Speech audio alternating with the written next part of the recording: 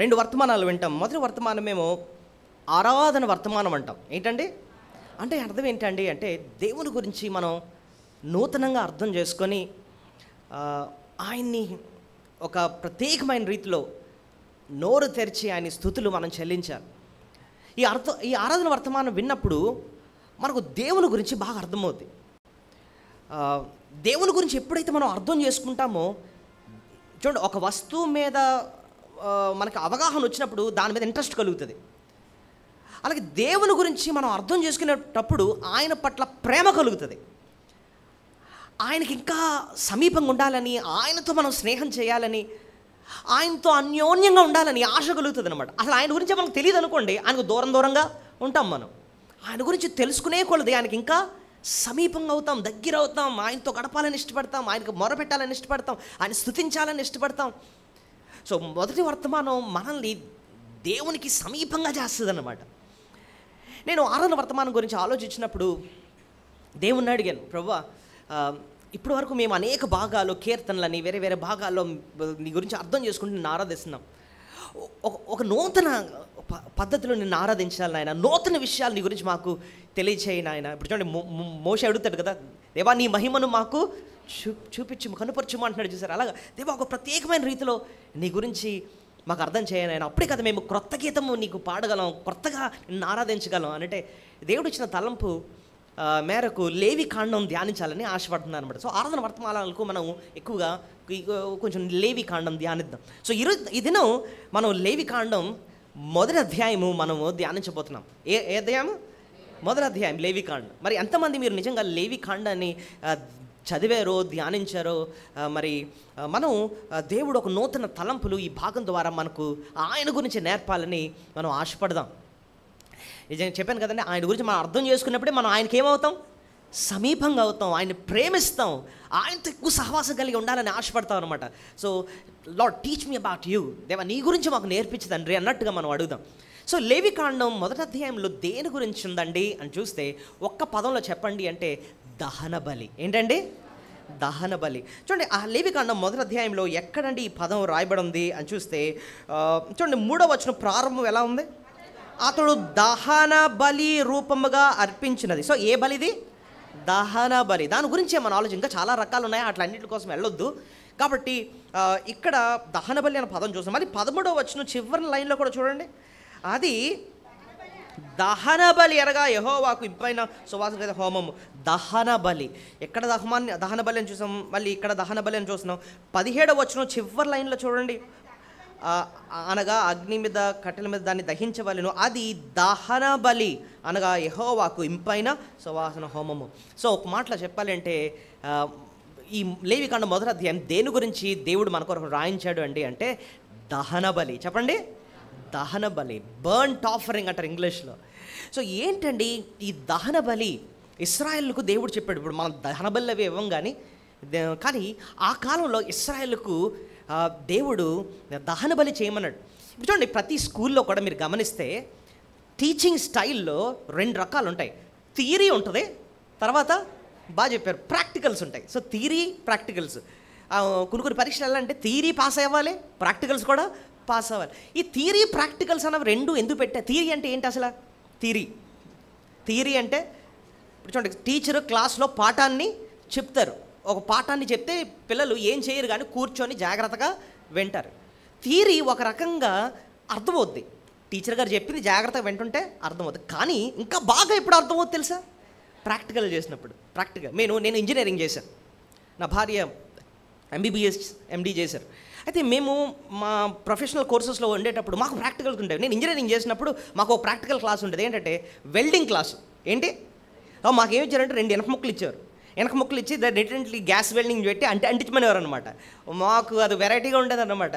ఆ ప్రాక్టికల్గా ఎప్పుడైతే చేసామో మాకు వెంటనే థియరీ క్లాస్లో విన్నదానికన్నా దీని గురించి బాగా అర్థమైంది. ఎక్కడంటే ప్రాక్టికల్ చేసినప్పుడు అనమాట. ప్రాక్టికల్గా చేత్తో చేసాం, 2 ముక్కలు తీసుకొచ్చి అతికించాం.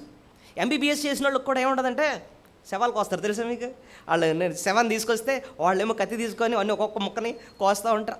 ఎందుకంటే ప్రాక్టికల్గా చేయిస్తున్నారంటే ఏదో పుస్తకాల్లో చదివిన దానికన్నా ప్రాక్టికల్ చేస్తే వాళ్ళకి బాగా అర్థమవుద్ది అనమాట. ఈ విషయం ఎందుకు చెప్పారండి అంటే ప్రభు ఇక్కడ మోషేతో చాలా వాక్యాలు ఇశ్రాయేలుకి తెలియజేశాడు, మాట్లాడాడు. కానీ వాళ్ళ సొంత చేతులతో కొన్ని చేయిస్తున్నాడు ఇక్కడ దేవుడు.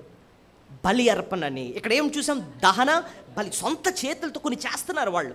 పశువుని తీసుకొస్తున్నారు, బలి ఇస్తున్నారు, రక్తాన్ని చిందుతున్నారు. ఇలాంటి పనులు చేస్తున్నప్పుడు వీటిలోంచి కూడా దేవుడు తన గురించి ఒక అద్భుతమైన పాఠాలు ప్రభు నేర్పిస్తున్నాడు అనమాట. ఆ ప్రాక్టికల్గా వారు చేస్తున్నప్పుడు దేవుడు ఇదా నా కోసం చేశాడు అన్న విషయం వాళ్ళకి అర్థమవుతుంది అనమాట. కాబట్టి ఈ దహన బలి ద్వారా ప్రభు నేర్పించే 8 పాఠాలు ఇదేనో నేను మీకు నేర్పించబోతున్నాను. ఈ భాగంలో మనం దహన బలి ద్వారా దేవుడు మనకు ఏం చేశాడో అర్థం చేసుకోవడానికి 8 కాదు 7 పాఠాలు, 7 బ్యూటిఫుల్ లెసన్స్. ఈ 7 పాఠాలు దహన బలి మనకి ఏం నేర్పిస్తుంది దేవుని గురించి, దేవుడు మనకి ఏం చేశాడు, ఆయన ప్రేమ ఏంటో, మన ఎడల ఆయన చేసిన గొప్ప కార్యాలు ఏంటో అన్నవి దహన బలి మనకు నేర్పించే 7 పాఠాలు మేము ముందు నేను ముగిస్తాను. ఎన్ని విషయాలండి? మనం ఇవి అర్థం చేసుకొని ఏం చేయాలంటే ప్రభువుని గురించి నూతనంగా అర్థం చేసుకొని నోరు తెరిచి ప్రభుని మనసారా స్తుతులు మనము చెల్లించాలన్నమాట. ఈ 7 విషయాలు ఏంటండి అంటే, మొట్టమొదటిది, దుర్వాసనతో బ్రతుకుతున్న మనల్ని దేవునికి ఆయన ఎలా చేశాడు తెలుసా? ఇంపైన సువాసనగా చేశాడు. ఎలా చేశాడండి? పాపం వల్ల దుర్వాసనతో కొడుతున్న మనల్ని ప్రభు ఎలా మార్చాడు? దేవునికి ఇంపైన సువాసనగా చేశాడు. దహన బలి ఆ పాఠం మనకు నేర్పిస్తుంది. ఇంపైన సువాసన. చెప్పండి, ఎలా చెప్పారండి అంటే కనీసం 3 సార్లు ఈ భాగంలో ఇంపైన సువాసన అని చెప్పి రాయబడి ఉంటుంది. నాతో పాటు చూడండి, 9వ వచనం. అది యెహోవాకు ఇంపైన సువాసన గల దహన బలి అగునట్లు అన్నమాట ఉంది. సో ఇంపైన సువాసన. అలా కొంచెం కిందకెళ్ళి 13వ వచనం చూడండి, 13 చివరన, అది దహన బలి అనగా యెహోవాకు ఇంపైన సువాసన. ఇంపైన సువాసన, ఇక్కడో పదం చూసాం. మళ్ళీ 17వ వచనం కూడా చివరన చూడండి, అది దహన బలి అనగా యెహోవాకు ఇంపైన సువాసన గల హోమం. ఇంపైన సువాసన. చెప్పండి, ఈ మాట ఎంతో విలువైన మాట. ఒకప్పుడు మన జీవితం దేవునికి దుర్వాసన కొడుతున్న జీవితం. చెప్పండి అన్నమాట, దేవునికి ఏంటండి? దుర్వాసన కొడుతున్నాం. మన పాపము దేవుణ్ణి బాధ పెడుతుంది, దుర్వాసన అయ్యేటట్టు చేస్తుంది. ఈ మాటలు మీరు ఎలా చెప్పారండి అని అంటే, ఈ భాగంలోనండి దేవుడు మోషేతో మాట్లాడుతున్నాడు. ఎక్కడంటే ప్రత్యక్షపు గుడారములో. ఎక్కడట? ప్రత్యక్షపు గుడారం. ప్రత్యక్ష గుడారములోకి మోషే లోపల కూడా రాలేకపోతున్నాడు, బయటే ఉండాల్సి వచ్చిందనమాట. ఎందుకు అంటే మీరే చూడండి, నేను లేవికాండం చదవక ముందు నిర్గమకాండం 40వ అధ్యాయం ఆఖరి కొన్ని వచనాలు చదవమని చెప్పాను కదా, అక్కడ ఒక మాట చూద్దాం. 34, 35 వచనాలు చూడండి. మోషే ఎక్కడి నించున్నాడో మీరు చెప్పాలి నాకు. అప్పుడు మేఘము ప్రజలు కమ్మగా యెహోవా తేజస్సు మందిరమును నింపెను. ఆ మేఘము మందిరం మీద నిలుచుట చేత మందిరము యెహోవా తేజస్సుతో నిండెను గనుక మోషే ప్రత్యక్షపు గుడారములోనికి వెళ్ళలేక ఉండెను. ఆ మాట చూడండి, మోషే ప్రత్యక్షపు గుడారములోనికి వెళ్ళలేక ఉండెను. ఎందుకు లోపలికి వెళ్ళలేకపోతున్నాడు? ఎందుకు దేవుని దగ్గరికి రాలేకపోతున్నాడు? ఎందుకండి? మీకు ఈ వచనం విని వెంటనే నిర్గమకాండం అంతా మీకు అర్థమైపోవాలి ఒక్కసారి. దేవుడు ఫస్ట్ టైం మోషేని కలిసినప్పుడు కూడా ఆయన ఏమన్నాడు? నువ్వు దగ్గరికి రావద్దు, దూరంగానే ఉండు, ఎందుకంటే ఇది పరిశుద్ధ స్థలం. అంటే ఒక పాపి దేవునికి సమీపంగా రాలేడనమాట. అది మనకు ఎక్కడ కనబడుతుంది అంటే నిర్గమకాండం 3వ అధ్యాయంలోనే కనబడుతుంది.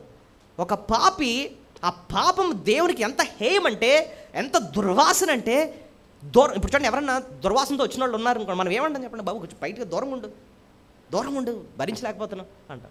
ఎవరైనా మంచి సెంట్ అది కొట్టుకొని వస్తే దగ్గరికి వెళ్తూ ఉంటాం అన్నమాట. సువాసన అయితే ఇష్టపడతాం అనమాట, దుర్వాసన ఉంటే దూరంగా ఉండాలని అంటాం. దేవుడు మోషేని దూరంగానే ఉండు ఎందుకన్నట్టు తెలుసా అన్నమాట. పాపం ఆయన దృష్టిలో హేయమైంది, దుర్వాసనతో సమానం అన్నమాట. మళ్ళీ మీరు ఆ నిర్గమకాండంలో కొంచెం అలా ముందుకు వచ్చారనుకోండి, నిర్గమకాండం 19వ అధ్యాయంకి వచ్చినప్పటికీ ఇశ్రాయేల్ ప్రజలకు అదే అంటాడు దేవుడు. మోషే, ఇశ్రాయేల్ ప్రజలకు ఒక మాట చెప్పు, నేను సీనాయి పర్వతం మీదకి వస్తాను, ఎవ్వరు కూడా పర్వతం దగ్గరికి రాకూడదు, దూరంగానే ఉండమని. పర్వతం చుట్టూ కూడా మేరను ఫెన్స్ ఏర్పాటు చేయి, ఎవరన్నా దూరంగా ఉండాలి. ఏ పశువు కానీ ఏ మనిషి కానీ దగ్గరికి రాకూడదు. ఎందుకు దగ్గర రాకూడదు అంటున్నాడంటే ఆ పాపము మనల్ని దేవునికి దూరం అయ్యేటట్టు చేస్తుందన్నమాట. సువాసనగా మనం లేము, మన మన బ్రతుకులు, మన పాప బ్రతుకులు ఆయనకు అసహ్యం వచ్చేటట్టు జీవిస్తున్నాం అన్నమాట. మళ్ళీ మనం ఇక్కడ కూడా నిర్గమకాండం 40:35 వచ్చినప్పుడు కూడా మోషే ప్రత్యేక గుడారంలోనికి వెళ్ళలేకపోతున్నాడట. ఎందుకండి అని అంటే మన పాప స్థితి మనల్ని దేవునికి ఏం చేస్తుంది, దూరం అయ్యేటట్టు చేస్తుందండి. సో ఇక్కడ మనకు దేవుని గురించిన ఇంకొక లక్షణం మనకు అర్థమవుతుంది. ఎందుకండి ఆయన పాపాన్ని అంతా అసహించుకుంటున్నాడంటే ఆయనలో నా లక్షణం ఏంటో తెలుసా? ఆయన పరిశుద్ధుడు. ఆయన పరిశుద్ధుడు అన్న మాటకు అర్థం ఏంటంటే ఆయన పాపము చేయుడు, పాపాన్ని సహించడు.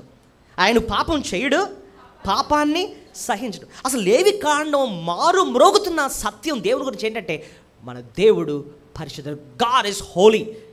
లేవికాండం 19వ మొదటి వచనంలో మాట ఉంటుంది చూడండి. లేవికాండం 19వ మొదటి 2 వచనాలు. మరియు యెహోవా మోషేకి ఇలాగ సెలవిచ్చాను, ఇశ్రాయేలు సర్వసమాజం ఇట్లు చెప్పుము, ఏమని? మీరు పరిశుద్ధులై ఉండవలెను, మీ దేవుడని యెహోవానగు నేను పరిశుద్ధుడనై ఉన్నాను. ఏం చెప్తున్నాడు చెప్పండి? నేను ఎవరిని? నేను ఐఎమ్ హోలీ, నేను పరిశుద్ధుని. పరిశుద్ధుడు అంటే నేను చెప్పాను కదా, ఆయన పాపం చేయడు, పాపాన్ని సహించడు. అందుకోసం ఇశ్రాయేలునేంటి, మోషేనేంటి దూరంగా ఉండండి, దగ్గర రావద్దంటున్నాడు అనమాట. మరి దేవుడికి దూరంగా ఉంటే ఆయనతో మనం ఎలా సహవాసం చేయగలమండి? ఎంత పరిశుద్ధుడైన దేవుడే మనలాంటి వాళ్ళని పరిశుద్ధపరిచి ఆయనకి ఇంపైన వారిగా చేయటానికి దేవాతి దేవుడే ఈ లోకానికి దిగి వచ్చాడు. ఆ పరిశుద్ధుడైన దేవుడు ఈ లోకానికి వచ్చినప్పుడు కూడా ఆయన పరిశుద్ధంగానే ఉన్నాడు. యేసు ప్రభు గురించి ఆలోచించినప్పుడు అండి, మనుషులందరికీ ఆయనకు ఉన్న ప్రత్యేకత ఏంటండి? ఒక్క లక్షణం చెప్పండి అంటే మనుషులందరిలో కూడా పాపం ఉంది, యేసు ప్రభులో మాత్రం ఏ పాపమో లేదు. ఆయన పరిశుద్ధుడు. ఎవరి గురించి చెప్పని మాటలు ఆయన గురించి చెప్పారు. యేసు ప్రభు గురించి మనం గమనించినప్పుడు ఆయన పుట్టుకతోనే మనకు ఒక మాట అర్థమవుతుంది. ఏంటంటే పుట్టబోవు శిశువు పరిశుద్ధుడై అని అంటాడు. ఎవరు మాట్లాడతారు ఆ మాట? దేవదూత యేసు ప్రభుని గురించి మరియతో చెప్తూ లూకా సువార్త 1:35 వచనంలో పుట్టబోవు శిశువు ఎలా అంటాడు తెలుసా? ఆయన పరిశుద్ధుడు, పరిశుద్ధుడు, హీఈస్ హోలీ. ఇంకా యేసు ప్రభుని గురించి మరి ఆయన జీవితం గురించి ఆలోచించండి అని చూస్తే 2 కొరింథీ 5:21 ఆయన జీవితాన్ని గురించిన ఒక్క మాట ఎంత చక్కగా రాయబడి ఉంటుంది చూడండి. 2 Corinthians 5:21, 2 కొరింథీ 5:21. ఎందుకనగా మనం ఆయన యందు దేవుని నీతి అగునట్లు ఆ ఒక్కలైనే కావాల పాపమెరుగని ఆయనను. అగండి, యేసు ప్రభుకి ఇక్కడ ఏం రాయబడి ఉంది? పాపము ఎరుగని ఆయన. సో పుట్టక ముందే దేవదూత ఏం చెప్తున్నాడు? ఆయన ఎవరైనా పరిశుద్ధుడు. ఇక్కడ మనం ప్రభువు గురించి చూస్తే ఆయన అంటున్నాడు, ఆయన ఎవరంటండి? పాపము ఎరుగనే. అదేమో పౌలు భక్తుడు రాస్తున్నాడు. ఆయన శిష్యుడైన పేతురు ఏం రాశాడు తెలుసా ఆయన గురించి? 1 పేతురు 2:21 చూడండి. ఆయన నోట ఏ కపటము లేదు. ఎక్కడ రాస్తుందండి? 1 పేతురు 2:21-22 చూడండి. క్రీస్తు కూడా మీ బాధపడి మీరు తన అడుగుజాడని నడుచుకుని మీకు మాదిరించిపోయిన ఆయన పాపము చేయలేదు, ఆయన నోట ఏ కపటమును కడమలేదు. సో పేతురు రాస్తున్నాడు, ఆయన శిష్యుడు, ఆయన పాపము చేయలేదు. పౌలు రాస్తున్నాడు, పాపము ఎరుగని ఆయన అని. దేవదూత అంటున్నాడు, పుట్టబోవు శిశువు పరిశుద్ధుడు. ఏమండి, ఒక్క క్షణం ఆలోచిద్దాము. యేసు ప్రభు ఈ లోకంలో ఉన్నప్పుడు యేసు ప్రభులో ఏ దోషం లేదు, ఆయన పవిత్రుడు అని చెప్పి ఎంతమంది ఒప్పుకున్నారో మీరు చెప్పగలరా? కొన్ని పేర్లు. పిలాతు ఏమని చెప్పాడు? ఈయనలో నేరం చూపించడానికి ఏ నేరమో లేదు, ఈయన సిలువేయడానికి ఏ నేరం నాకు కనపట్లేదు. మీరు లూకా సువార్త 23 చూస్తే కనీసం 3 సార్లు అంటాడు ఆ మాట. ఈయనలో ఏ దోషం లేదు సిలువేయడానికి. పిలాతు భార్య, మీరే చూడండి, కావాలంటే వచనాలు చూపిస్తాను. మత్తయి సువార్త 27:19 చూడండి. పిలాతు భార్య ఏముంటుందో. మత్తయి సువార్త 27:19. భార్య, ఆయన ఎవరంటండి? నీతిమంతుడు ఆయన జోలికి పోవద్దు అంటుందన్నమాట. సో ఆ పిలాతు ఒప్పుకుంటున్నాడు ఆయనలో ఏ దోషం లేదని. పిలాతు భార్య ఒప్పుకుంటుంది. ఇంకా శతాధిపతి, లూకాసు వార్త 23:47, లూకాసు వార్త 23:47.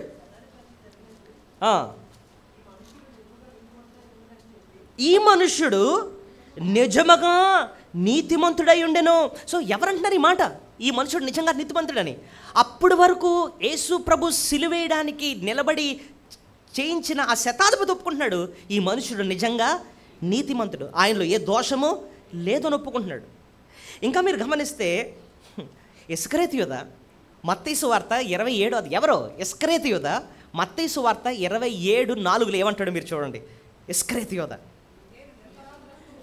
నేను నిరపరాధి రక్తమును అప్పగించి పాపము చేసి తిని అని అన్నాడు. నిరపరాధి రక్తం, నిరపరాధి అంటే అర్థం ఏంటి?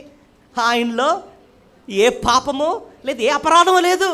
ఎవరు ముద్దు పెట్టి అప్పగిస్తున్నా ఇస్కరేతు యూదా ఒప్పుకుంటున్నాడు యేసు ప్రభులో ఏ తప్పు లేదు అని. సో పిలాతు ఒప్పుకుంటున్నాడు, పిలాతు భార్య ఒప్పుకుంటుంది, శతాధిపతి ఒప్పుకుంటున్నాడు, ఒక పక్కన ఇస్కరేతు యోధా ఒప్పుకుంటున్నాడు.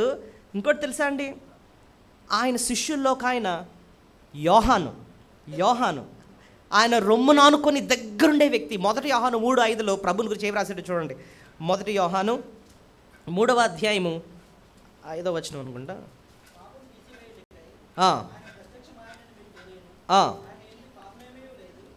అది ఏమంటున్నాడండి? ఆయన ఏం లేదట, పాపమేమీ లేదు, ఆయనలో ఏ పాపమో లేదు అంటున్నాడు అనమాట. సో ఆయన శిష్యుడైన యోహాను అంటున్నాడు. ఇంకోటి తెలుసా అండి, దురాత్మలు అంటున్నాయి. దురాత్మలు ఏమన్నా తెలుసా? దురాత్మలు యేసు ప్రభుని ఆయన గద్దిస్తున్నప్పుడు మార్కు సువార్త 1:24, మార్కు 1:24, మార్కు 1:24, మాతో నీకేమి మీ నశించు వచ్చితవా, నీ ఎవడో మాకు తెలియను, నీవు దేవుని పరిశుద్ధుడవు. అయ్య బాబాయ్, దురాత్మలు నోటితో ఒప్పుకుంటున్నా ఏంటి? నువ్వెవరు? నువ్వు ఇప్పుడు చెప్పండి, ఎవరెవరు ఒప్పుకుంటున్నారండి యేసు ప్రభులు పవిత్రుడని? పిలాతు భార్య, శతాధిపతి, ఇస్కరేతు యోధా, యోహాను, పేతురు, దురాత్మలు. ఓకే, ఇప్పుడు ఇంకో విషయం చెప్తాను చూడండి. తండ్రి అయిన దేవుడు హెబ్రీ పత్రిక 1వ అధ్యాయము 8-9 వచనాలు చూడండి. హెబ్రీ పత్రిక 1వ అధ్యాయము 8-9 వచనాలు. చేసుకునేవాడు అని తన దూతల గురించి చెప్పేవాడు, కానీ తన కుమారుని గురించి అయితే, అంటే తండ్రి అయిన దేవుడు తన కుమారుని గురించి చెప్తున్న మాటలు, దేవా నీ సింహాసనము నిరంతరము నిలుచున్నది, నీ రాజ్యదండము న్యాయార్థమైనది. ఎందుకు? నీవు నీతిని ప్రేమించితివి, దుర్నీతిని ద్వేషించితివి, అందుచేత దేవుడు నీతో కూడా వారి కంటే నిన్ను ఉండినట్లు ఆనంద తైలముతో నిన్ను అభిషేకించు. చూడక మాట అంటున్నాడు, నీవు నీతిని ప్రేమిస్తున్నావు, దుర్నీతిని ద్వేషిస్తున్నావు. అందుకోసం బాప్తిసం ఇచ్చే యోహాను ప్రభుకి బాప్తిసం ఇస్తున్న టైంలో తండ్రి అయిన దేవుడు పలికిన మాట ఏంటో తెలుసా? ఈయన నా ప్రియ కుమారుడు, ఈయన యందు నేను ఆనందిస్తున్నాను. ఈయన పరిశుద్ధుడు, ఈయన పరిశుద్ధుడు. ఎందుకంటే యేసు ప్రభు తన గురించి తాను చెప్పిన మాట, నాలో దోషం ఉంటే దోషం ఎవరైనా చూపించగలరా అని చెప్పి సవాల్ ఇస్తున్నాడు. యోహాను సువార్త 8వ అధ్యాయం మీరు చూడండి ఆ మాట. యోహాను సువార్త 8వ అధ్యాయం 46వ వచనం. జాన్ చాప్టర్ 8:46, నా యందు పాపముందని మీలో ఎవడు స్థాపించడు. ఇలాంటి స్టేట్మెంట్ ఎవరు ఇవ్వగలరు చెప్పండి? నాలో ఒక్క తప్పుందేమో చూపించకండి అని చెప్పి ఎవరు అనగలరు చెప్పండి? అక్కడ శాస్త్రులు ఏంటి, పరిసయ్యులేంటి, పిలాతు ఏంటి, అందరూ అంటే కెమెరాలు పెట్టి చూసినట్టుగా, సీసీ కెమెరాలు పెట్టి చూసినట్టుగా గమనించారు. ఒక్క తప్పని ఇలా దొరుకుతుందేమో, కానీ ఆయనలో ఏ దోషము లేదా. ఆయన పరిశుద్ధుడైన దేవాతి దేవుడు, పరిశుద్ధుడైన దేవుడు ఈ లోకానికి ఎందుకు వచ్చాడండి అంటే, నిన్ను నన్ను, మురికితో ఉన్న నిన్ను నన్ను, దేవునికి దుర్వాసన కొడుతున్న జీవితాలు, ఆయన దగ్గరకు కూడా రావడానికి అర్హత లేని నిన్ను నన్ను ఆయన ఇంపైన సువాసనగా, ఆ మురికంతా తొలగించి ఇంపైన సువాసనగా చేయడానికి యేసయ్య వచ్చే డిగ్రీ. ఇంతకీ ఎక్కడుందండి ఆ విషయం అంటే ఎఫెసీ పత్రిక 5వ అధ్యాయము మొదటి 2 వచనాలు. ఎఫెసీ పత్రిక 5వ అధ్యాయము మొదటి 2 వచనాలు చదువుకుందాం. కావున మీరు ప్రియులైన పిల్లల వలె దేవుని పోలి నడుచుకోండి, క్రీస్తు మిమ్మును ప్రేమించి, ఇప్పుడు చూడండి, పరిమళ వాసనగా ఉండుటకు, ఎలా ఉండుటకు? పరిమళ వాసనగా ఉండుటకు మన కొరకు తన్ను తాను దేవునికి అర్పణముగా, అంటే ఏ అర్పణం? బలి అర్పణముగా అర్పించుకొనెను. చాలు. యేసు ప్రభు తన్ను తాను బలి అర్పణగా అర్పించుకున్నాడట. ఎందుకట? మనల్ని దేవునికి ఎలా చేయాలనంట? పరిమళ వాసన. ఇందాకేమనుకున్నాం? ఇంపైన సువాసన. కానీ ఇక్కడ ప్రభు చెప్తున్న మాట ఏంటి? పరిమళ వాసన. అంటే ఒకప్పుడు మన వాసన ఎలాంటిది? దుర్వాసన. ఈ ఎఫెసీ పత్రికలో మనకు నుంచి వచ్చే వాసన ఎలాంటిదో ఇక్కడ రాస్తుంది, మన పాపాన్ని బట్టి. ఎఫెసీ పత్రిక 2వ అధ్యాయం 1వ వచనం చూడండి. మీ అపరాధముల చేత పాపముల చేత మీరు చచ్చిన వారై ఉండగా, చాలు. ఎలా ఉండగట? ఊహిద్దాం. రోడ్డు మీద లారీ గుద్దేసి ఒక కుక్క చచ్చిందండి అనుకుందాం. ఒక 4 రోజుల నుంచి మున్సిపాలిటీ వాళ్ళు దాన్ని పట్టించుకోలేదు, వదిలేశారు. అది మీ ఇంటి ముందే ఉన్నది. ఎలా ఉంటుంది చెప్పండి? పురుగు పట్టేసింది దానికి. అసలు ఆ బాబు ఎలా చెప్పకండి, ఉదయం టిఫిన్ చేసామండి అంటారేమో. మనకి వాంతి వస్తుంది కదండి, ఊహిస్తుంటేనే మనకేమొస్తుంది? ప్రభు మన పాప స్థితిని చూస్తున్నప్పుడు దేవుడికి అదే ఫీలింగ్, సేమ్ ఫీలింగ్ అన్నమాట. దుర్వాసన, దుర్గంధం, మన బ్రతుకు ఒక సమాధి, ఒక చావు అన్నమాట. అంత భయంకరమైన దుర్వాసన వస్తున్నాయి ఇలాంటి జీవితం. కాబట్టి ఆయన అంటున్నాడు, దూరంగా ఉండు, దగ్గరకు రాకు అంటున్నాడు. కానీ ఎంత దుర్వాసన కొడుతున్నా మనల్ని ఆయన పట్టించుకున్నాడు. ఆయన మనల్ని ప్రేమించాడు.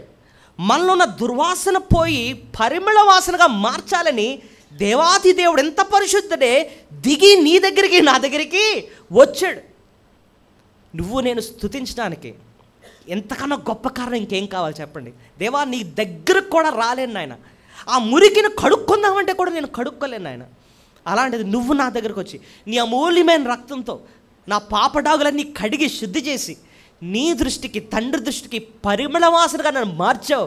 అందుబట్టి నీకు స్తోత్రం. అందుకే నేను ధైర్యంగా నీ దగ్గరికి రాగలుగుతున్నాను. దుర్వాసనతో ఉన్న నన్ను, పాపమనే దుర్వాసనతో ఉన్న నన్ను దేవా ఇంపైన సువాసనగా నన్ను చేశావు, పరిమళ సువాసనగా నన్ను చేశావు. అందుకై నీకు స్తోత్రాలని చెప్పి మొట్టమొదటిగా మనం దేవుని ఏం చేయాలి? మన స్తుతులు చేయాలి. అదండి బలి అర్పణ మనకు నేర్పిస్తున్న మొట్టమొదటి పాఠం. రెండోది, ఈ దహన బలి మనకు నేర్పిస్తున్న రెండో పాఠం ఏంటండి అంటే లేవియకాండం 1వ అధ్యాయం. మళ్ళీ వెళ్ళిపోదాం. లేవియకాండం 1వ అధ్యాయం. ఇక్కడ మనం నేర్చుకునే రెండో ప్రముఖమైన పాఠం ఏంటంటే ఎంత ఘోర పాపినైనా చేరదీసే దేవుడు అని చెప్పి బలి, ఈ దహన బలి రెండోదిగా మనకు నేర్పిస్తుంది. ఎంత ఘోర పాపినైనా, ఎలాంటి స్థితిలో ఉన్నా ఆయన నిన్ను నన్ను ఆయన ఏం చేస్తాడు? చేరదీసే దేవుడు. నువ్వు ఏ స్థితిలో ఉన్నా, నువ్వు ధనికుడు అయినా సామాన్యుడు అయినా, ఎంత ఘోరపైన పాపం చేసినా తండ్రి నన్ను క్షమించవా అని చెప్పి ఆయన దగ్గరకు వస్తే ఆయన నిన్ను నన్ను ఆయన ఏం చేస్తాడట? చేర్చుకునే దేవుడు, చేరదీసే దేవుడు ఆయన. ఎలా చెప్పారండి ఈ లేవికాండంలో ఆ మాట ఉందని అని చూస్తే 3వ వచనం చూడండి. 3వ వచనం, వెయిట్ 2వ వచనం ముందు చదువుదాం. 2వ వచనం, నీవు ఇశ్రాయేలుతో ఇట్లనుము, మీలో ఎవరైనను యెహోవాకు బలి అర్పించినప్పుడు, చాలు అక్కడ ఉన్న మాట చూసారా? మీలో ఎవరైనను అంటే అర్థం ఏంటి? ఎవరైనను అంటే అర్థం ఎవరని, ఎలాంటి పాపి అయినా సరే, ఎంత ఘోర పాపం చేసినా సరే క్షమించమని నా దగ్గరికి వస్తే నేను అలాంటి వాడిని నేనేం చేస్తాను? చేరదేశాను. ఆ మాట నేను అండర్లైన్ చేసేసుకున్నాను. ఎవరైనా సరే అంటే అర్థం ఏంటి? నాలాంటి ఘోర పాపిని కూడా ప్రభు ఏం చేస్తాడు? చేరదీస్తాడు. అరే నిన్ను ఎవరినన్నా రానెత్తాను కానీ నిన్ను మాత్రం నా దగ్గర రానవని రానంటాడా ప్రభు? చెప్పండి. ఆయన చేర్చుకునే దేవుడు. తప్పిపోయిన కుమారుడండి. తండ్రిని ఎంతో అవమానం తీసుకొచ్చాడు, తండ్రికి ఎంతో నష్టం తీసుకొచ్చాడు, తండ్రికి దూరం వెళ్ళిపోయాడు. కానీ తప్పిదము అర్థం చేసుకొని పశ్చాత్తాపడి తిరిగి తండ్రి దగ్గరికి వస్తే తండ్రి ఏం చేశాడు? ఆ వ్యక్తిని చేర్చుకున్నాడు, కౌగిలించుకున్నాడు, ముద్దు పెట్టాడు, ఉంగరం పెట్టాడు, వస్త్రం వేశాడు, కాళ్ళకు జోడు తొలగించాడు, గొప్ప విందు చేసి చేర్చుకున్నాడు. ఎంత ఘోర పాపి అయినా ఎవరైనా సరే ఆయన దగ్గరికి వస్తే ఆయన చేర్చుకునే దేవుడు. అంగీకరిస్తాడట. అది ఎక్కడ వస్తుందంటే ఆ మాట 4వ వచనం చివరిన చూడండి. అంగీకరింపబడతాడని ఉంటుంది చూడండి. అతని నిమిత్తము ప్రాయశ్చిత్తము కలుగునట్లు అది అతని పక్షమున అంగీకరింపబడును. ఏం మాట రాస్తుంది? అంగీకరించడం. ఎవరినైనా సరే ఆయన మనల్ని ఏం చేస్తాడటండి? అంగీకరిస్తాడు. కాబట్టి దేవుని మనం ఆరాధించేటప్పుడు అండి, దేవా నా బతుకు బయటపడితే నా సొంతోళ్ళ కాండ్రించి ఉమ్మేస్తారు నాయన, నా ముఖం చూసి నువ్వు ఇలాంటోడువా అంటారేమో నాయన. కానీ నా బతుకంతా తెలిసే క్షమించిన ఆయన అని చెప్పి నీ దగ్గరకు వస్తే నువ్వు నన్ను ఏం చేస్తున్నావు? అంగీకరిస్తున్నావు, చేర్చుకుంటున్నావు. నీకు స్తోత్రాలు తండ్రి అని చెప్పి మనస్ఫూర్తిగా దేవుని మన స్తుతులు చెల్లించాలి. సో రెండోది దేవుని గురించి నేర్చుకున్న శ్రేష్టమైన పాఠం ఏంటంటే, ఎంత ఘోర పాపి అయినా ఎవరైనా సరే ఆయన దగ్గరికి వస్తే ఆయన నిన్ను నన్ను చేర్చుకుంటాడు, అంగీకరిస్తాడు. అందుబట్టే మనం దేవుని ఏం చేయాలి? స్తుతులు చెల్లించాలి. నిజానికి ఈ లేవి కాండంలో మొదటి అధ్యాయంలో బలి అర్పించమని చెప్తూ 3 రకాల జంతువుల కోసం మాట్లాడుతున్నాడు. మీరు గమనిస్తే ఆ 3 రకాల జంతువులు ఏంటో నేను ఒకసారి చెప్తాను చూడండి. 3వ వచనం చూడండి ముందు. అతని దహన బలి రూపంగా అర్పించినది గోవులలోనిదైన ఎడల. అకండి ఇక్కడ ఏమాట రాసింది? గోవులలోనిదైన ఎడలను. గోవులు అన్నాను. గోవులు అంటే ఏంటి? ఆవులు ఇలాంటి. అంటే గొప్ప గొప్ప వాళ్ళు, కొంచెం బాగా డబ్బున్న వాళ్ళకి ఏముండేదంటే ఆ కాలంలో గోవులు ఉండేవన్నమాట. వాటిని క్యాటల్ అనేవారు అనమాట, హర్డ్స్. వాళ్ళు పాలు ఇస్తాయి, అవి ఎంతో ఉపయోగం ఉంటాయన్నమాట. ఓకే. కానీ వీళ్ళు అంత కొంతమంది ఉన్నారు వాళ్ళకి గోవులు అవి లేవు, వాళ్ళ దగ్గర మేకలు గొర్రెలు ఇలాంటివి ఉండేవి అనమాట. వాళ్ళ గురించి ఎక్కడ రాస్తుందంటే కొంచెం కిందకి రండి. ఇక్కడ 10వ వచనం చూడండి. దహన బలిగా అతడు అర్పించినది గొర్రెల యొక్క కానీ మేకల యొక్క కానీ మందలోనిదైన ఎడల అన్నాడు. సో ఇక్కడ ఎలాంటి వాళ్ళట? వీళ్ళు కొంచెం పేదోళ్ళు. వీళ్ళు వాళ్ళ దగ్గర ఏమున్నాయి? గొర్రెలు మేకలు ఇవే ఉన్నాయి. సో వాళ్ళైతే ఏం చేయాలని చెప్పి ఇక్కడ 10వ వచనం నుంచి రాసుకుంటూ వస్తున్నాడు. ఇంకా కొంతమంది ఉన్నారు, వాళ్ళు ఇంకా నిరుపేదలు, వాళ్ళకి కనీసం గొర్రెలు మేకలు కూడా లేవు. వాళ్ళ దగ్గర ఏమున్నాయంటే మహా అయితే పక్షులు ఉన్నాయట వాళ్ళ దగ్గర. వాళ్ళు ఎక్కడి గురించి రాయబడింది చూడండి. 14వ వచనం చూడండి. అతడు యెహోవాకు దహన బలిగా అర్పించినది పక్షి జాతిలోనిదైన ఎడల, తెల్లని గువ్వలోని నుండి కానీ పావురపు పిల్లల నుండి కానీ. సో ఇక్కడ మీకు ఏమర్థమవుతుంది చెప్పండి? కొంతమందికి ఏమో గోవులు ఉన్నాయి, కొంతమంది ఏమో గొర్రెలు మేకలు ఉన్నాయి, కొంతమంది ఏమో పక్షులే ఉన్నాయి. గోవులు ఉన్న వాళ్ళే దగ్గర రండి, ఇంకా పౌరులకి ఇవ్వాలంటే మా దగ్గర కుదరదు. అలాంటి ఏమంటున్నాడు ప్రభు? అరే నీ దగ్గర గోవులు ఉన్నా సరే, నీ దగ్గర ఉన్న మేకలు ఉన్నా సరే, నీకు ఏమీ లేవు, పక్షులే ఉన్నాయి. యేసు ప్రభు జన్మించినప్పుడు తల్లి అయిన మరియా మందిరానికి ప్రభుని ఎందరో తీసుకొచ్చినప్పుడు ఏం తీసుకుని వచ్చింది తెలుసా? పౌరాలు తీసుకొచ్చింది. అంటే దాన్ని బట్టి అర్థమవుతుంది వాళ్ళు చాలా పేదవాళ్ళు అనమాట. వాళ్ళ దగ్గర గోవులు మేకలు అవి లేవు, చాలా నిరుపేదలు అన్నమాట. పేద కుటుంబంలో ప్రభు జన్మించాడు. అందుకోసం పౌరాలు తీసుకొని వచ్చింది అనమాట, గోవులు తీసుకొని వచ్చింది. సో ఇక్కడ మనకు అర్థమవుతుంది ప్రభు అంటున్నాడు, నువ్వు గొప్పడువైనా పేదవాడివైనా ఎంత ఘోర పాపివైనా సరే నువ్వు దగ్గరికి వస్తే ఒకే రీతిగా నేను నిన్ను చేర్చుకుంటాను. అందుకోసం మనకు అర్థమవుతుంది ఏంటంటే దేవుని దగ్గర గొప్ప భేద అన్న భేదమే లేదండి. సో దేవుని దగ్గర లేదు కాబట్టి మన దగ్గర కూడా ఉండకూడదు. అందరూ సమానమే. గలతీ పత్రిక 3:28 చూడండి. గలతీ పత్రిక 3:28 ప్రభు మనసు ఏంటో మనం ఇక్కడ చూస్తున్నాం. గలతీ పత్రిక గలతీ 3:28 ఇందులో యూదుడని గ్రీసు దేశస్థుడని లేదు, దాసుడని స్వతంత్రుడని లేదు, పురుషుడని స్త్రీ అని లేదు, యేసుక్రీస్తునందు మీరందరూ ఏకముగా ఉన్నారు. అందరంటే ఎలాంటంట? ఏకంగా నీకు ₹1,00,00,000 ఉండొచ్చు, వీడి దగ్గర రూపాయి కూడా లేకపోవచ్చు, కానీ దేవుని దృష్టిలో అందరూ ఏంటండి సమానమే. ఆయన రక్తంలో కడుగుబడ్డాం. నీ డబ్బు బట్టి ఆయన చేర్చుకోలేదు, నీకున్న తెలివితేటలు బట్టి చేర్చుకోలేదు, నీకున్న అందాన్ని బట్టి ఆయన చేర్చుకోలేదు. ఒక పాపివే, దుర్వాసన కొడుతున్న పాపివే, ఆయన నిన్ను నన్ను ప్రేమించి ఆయన కృప చూపించి నిన్ను అంగీకరించాడు, నన్ను అంగీకరించాడు, ఆయన బిడ్డగా చేర్చుకున్నాడు. ఆ కృప మనల్ని అందరినీ సమానము చేస్తుందండి. మన మంచి పనులు బట్టి కాదు ఆయన మనల్ని చేర్చుకునేది, కేవలం ఆయన ఉచిత కృపచేత నిన్ను నన్ను రక్షించుకున్నాడు. అందరూ సమానమే. సో దేవుని మనసు దహన బలి మనకు నేర్పిస్తుంది ఏంటంటే, దేవుడు ఎంత ఘోర పాపి అయినానండి, ఆయన దగ్గరికి వచ్చినప్పుడు ఆయన ఏం చేస్తాడండి, చేరదీస్తాడు, అంగీకరిస్తాడు. ఇప్పుడు 2 విషయాలు మనం నేర్చుకున్నాం ప్రభుని ఆరాధించడానికి. ఈ దహన బలి మనకి ఏం నేర్పిస్తుంది చెప్పండి? మొట్టమొదటి ఏం నేర్చుకున్నాం? పాపం వల్ల దుర్వాసన కొడుతున్న మన జీవితాలనండి ప్రభు ఈ లోకానికి వచ్చి పరిమళ వాసనగా, ఇంకో మాట ఏమిటి, ఇంపైన సువాసనగా మన జీవితాన్ని మార్చాడు. దేవా, దుర్వాసనతో నా జీవితాన్ని ఇలా మార్చినందుకు మీకు స్తోత్రాలు తండ్రి. ఒకవేళ ఆయనే కానీ శుభ్రం చేయకపోతేనండి, శాస్త్రుల పరిచయాలు ఏమని పిలిచాడు తెలుసా? దేవుడు సున్నం కొట్టిన సమాధులరా మీరు అంటున్నాడు అనమాట. అంటే బయటికి సున్నం కొట్టారు, ఏదో భక్తిగా ఉన్నట్టు కనపడుతున్నారు, కానీ నా దృష్టిలో సమాధి మీరు, దుర్వాసన దుర్గంధమే అంటున్నాడు అనమాట. ఒక పళ్ళెం బయటన మీరు శుభ్రం చేస్తున్నారు, కానీ లోపలంతా చాలా దుర్గంధంతో ఉంది. అలాంటి బతుకేలు మనం బ్రతుకులు, కానీ ఆయన శుద్ధి చేసి ఆయన దృష్టికి పరిపళ్ళ వాసనగా చేసినందుకే మనం దేవుని ఎంతో స్తుతులు మనము చెల్లించాలి. రెండోది, ఎంత ఘోర పాపినైనా ఆయన ఏం చేస్తారండి, చేరదీసే దేవుడండి. ఆడ ధనికులను చూడడు, పేదవారని చూడడు, ఆయన కృపచేత నిన్ను నన్ను చేర్చుకుంటాడు, సమానంగా చూస్తున్నాడు. ఆయన ఎంత ఘోర పాపి ఆయన దగ్గరికి వస్తున్నప్పుడు ఆయన చేరదీసే దేవుడు. అందుబట్టే రెండవదిగా మనం ఆయన స్తుతులు మనము చెల్లించాలి.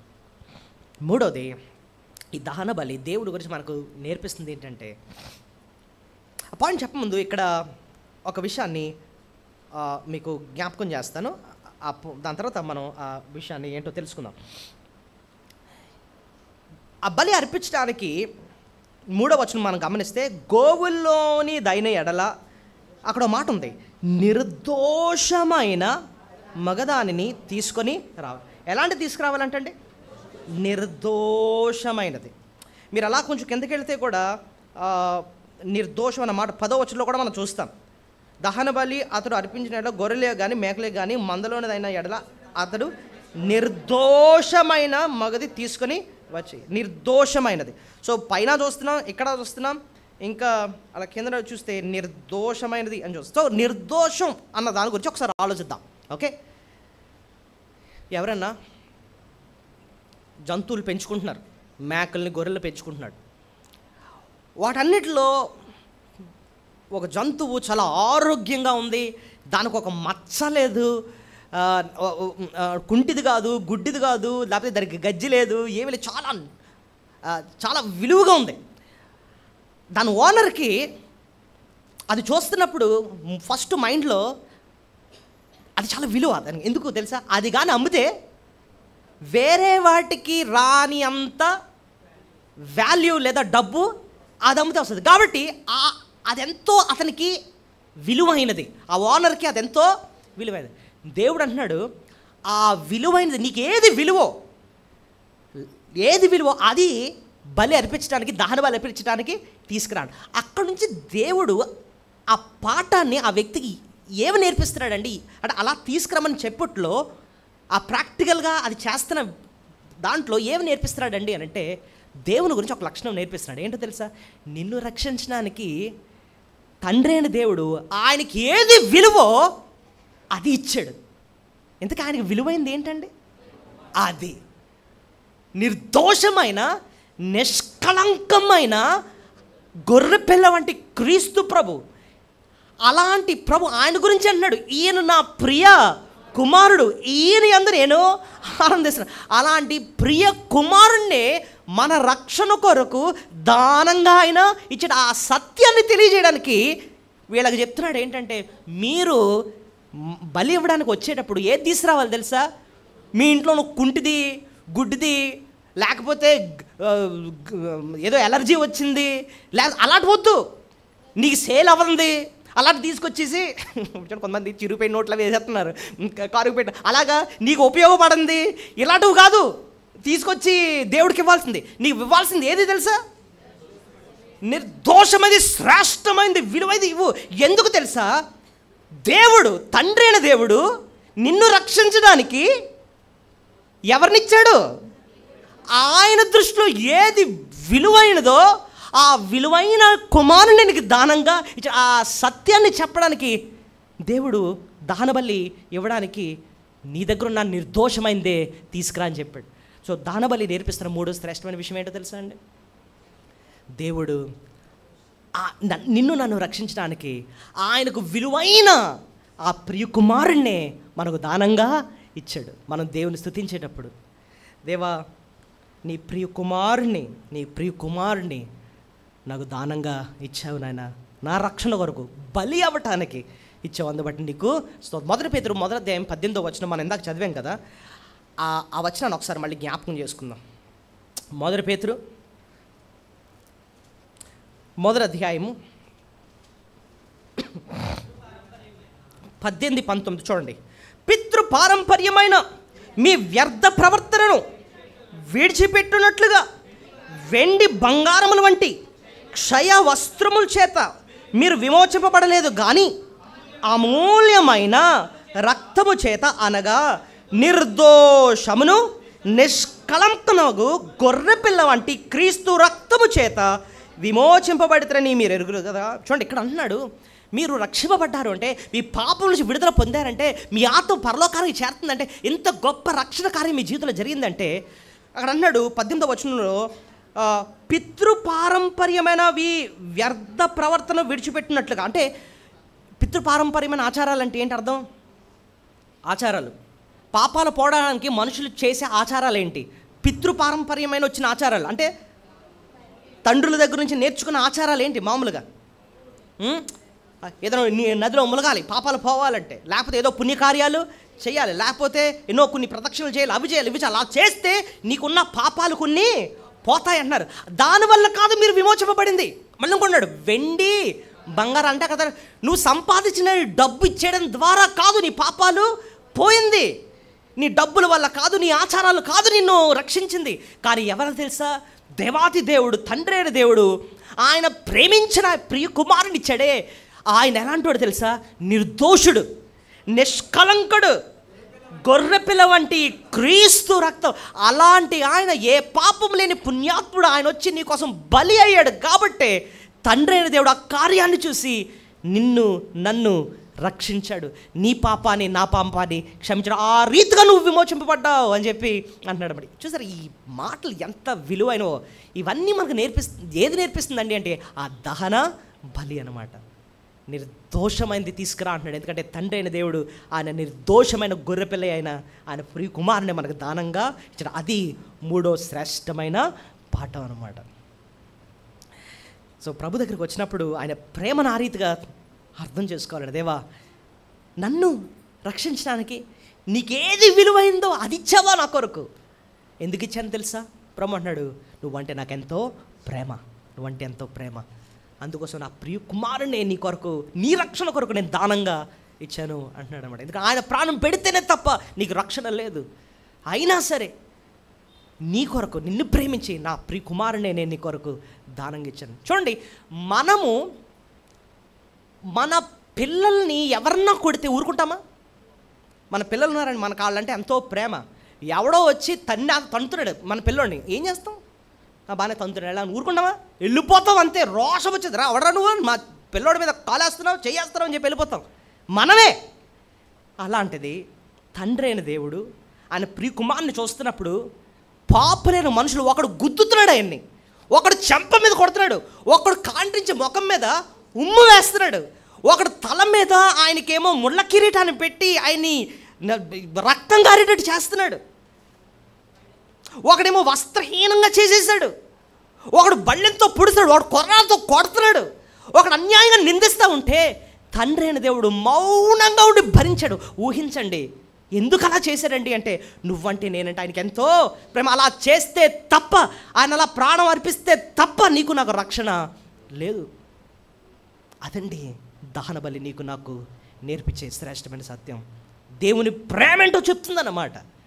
ఆ ప్రేమించే అతి శ్రేష్టమైన విలువైన నిర్దోషమైన ప్రియ కుమారుని నీ కొరకు నా కొరకు దానంగా ఆయన ఇచ్చాడు. దేవుని ఆ రీతిగా నువ్వు నేను స్తుతులు చెల్లించాలి. ఈ దహన బలి నేర్పిస్తున్న 4వ పాఠం చూద్దాం. లేవికాండం 1వ అధ్యాయం 4వ వచనంలో ఇక్కడ ఒక కార్యం చేస్తున్నారండి. 4వ వచనం చూడండి. అతడు దహన బలిగా అర్పించు పశువు తల మీద తన చెయ్యి ఉంచవలెను. ఇప్పుడు ఏం జరిగిందంటే, గోవునో లేకపోతే గొర్రెనో మేకనో లేకపోతే పక్షునో ఏదో తీసుకుని మొత్తం మీద లాక్కుని మందిరం వరకు తీసుకొచ్చాడు. తీసుకొచ్చిన తర్వాత అంట ఈ దోషి ఏం చేయాలంటే తెలుసా? ఏం చేయాలంటున్నాడు అక్కడ 4వ వచనం ప్రకారంగా? తన తల మీద ఆయన చేతులు పెట్టాలట. ఆ చేతులు పెట్టడం ఏం నేర్పిస్తుంది చెప్పండి? చేతులు ఎందుకు అలా పెట్టాడు? ఆ చేతులు పెట్టడంలో ప్రాసెస్లో ఏం జరుగుతుంది చెప్పండి? ఈ తాను చేశాడు కదా పాపాలు, ఆ పాపాలన్నీ కూడా ఆ గొర్రె పిల్ల మీద ఏం చేస్తున్నాడు? మోపుతున్నాడు అనమాట. మోపుతున్నాడు. ఆ చేతులు పెట్టడం అది నేర్పిస్తుంది. సో ఇక్కడ 4వది, యేసు ప్రభు మన కొరకు ఏం చేశాడు అక్కడ నేర్పిస్తుంది దహన బలి. ఏంటో తెలుసా? తండ్రి అయిన దేవుడు, నువ్వు నేను ఆయన మీద మోపలేదు పాపాలు. తండ్రి అయిన దేవుడు ఆ బాధ్యత తీసుకొని నీ పాపాన్ని నా పాపాన్ని ఆ పాప భారాన్ని కుమారుని మీద ఏం చేశాడు తెలుసా? మోపాడు. ఆయన మీద చేతులుంచి, ఇదిగో జాన్ సుందర్ ఇంత ఘోరమైన పాపాలు చేశాడు, ఇదిగో నాయన నీ మీద మోపుతున్నానని చెప్పి ఆయన మీద మోపాడు. అలా మనందరి దోషాన్ని ఆయన ప్రియ కుమారుని మీద ఏం చేశాడండి? మోపాడు. ఎక్కడ రాస్తుంది అన్నమాట? యెషయా గ్రంథం 53వ అధ్యాయము 6వ వచనం. యెషయా గ్రంథం 53వ అధ్యాయము 6వ వచనం. యెషయా గ్రంథం 53వ అధ్యాయము 6వ వచనం. మనమందరము గొర్రెల వలె త్రోవ తప్పితిమి, మనలో ప్రతివాడును తనకిష్టమైన త్రోవకు తొలిగెను, యెహోవా మన అందరి దోషమును అతని మీద మోపెను. మనందరి దోషమును అతని మీద అంటే ఎవరంతకి? యేసు ప్రభు మీద మోపెను. ఏమండి, మనుషులు ఎలాంటి వాళ్ళు అంటే, అవతలోడు ఎంగిల్ తీసుకోవడం కూడా ఇష్టపడం, అంతేనా?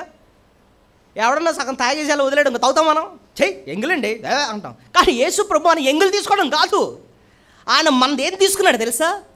మన పాపాన్ని. ఎంగిల్ తీసుకుంటే పెద్ద ఏమవ్వదు, పాపం తీసుకుంటే ఆయనకి చాలా ప్రమాదం. ఏంటో తెలుసా? తండ్రి అయిన దేవుడు ఆయన చేయని ఏం చేస్తాడు? విడిచిపెట్టేస్తాడు అన్నమాట. దేవుని ఉగ్రతలు భరించాలన్నమాట. ఆయన పర్లే, ఆ పాపాన్ని ఇష్టంగా తీసుకున్నాడు. సిలువ మీద వేలాడుతున్నప్పుడు ఏలి ఏలి లామా సబక్తాని అంటాడు. నా దేవా నా చేయి ఎలా విడిచితివి? నిజానికి అది ఎంత తీవ్రమైన బాధ అంటేనండి, దాని గురించి ఆలోచిస్తుంటూ ఆ ముందు రోజు రాత్రి గెత్సెమనే తోటలో ఆయన చెమట రక్త బిందువుల వలె కారింది.